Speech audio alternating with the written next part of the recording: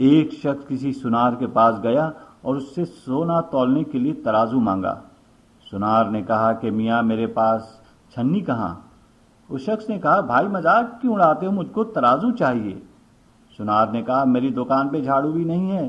اس نے کہا بھائی میرا مذاق کیوں اڑاتا ہے، میں ترازو مانگ رہا ہوں، وہ مجھے دے دے، حجتوں کی کیا ضرورت ہے، تمہارے اس طرح بہرا بن جانے سے تو میں نہیں ٹلوں گا۔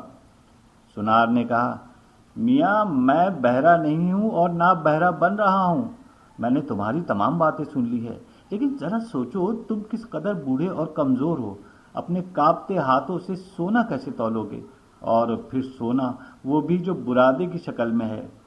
ظاہر ہے کہ جب تم یہ سونا تولنے لگو گے تو تمہارا ہاتھ کانپے گا اور کچھ سونا زمین پر گر پڑے گا، پھر لامحالہ تم مجھ سے جھاڑو مانگنے آؤ گے۔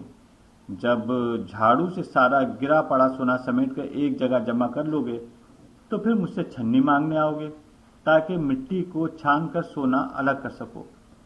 میں نے پہلے ہی تمہارے کام کا انجام دیکھ لیا تھا، اس لیے میں نے تم سے کہا کہ ہماری دکان میں چھنی اور جھاڑو نہیں ہے۔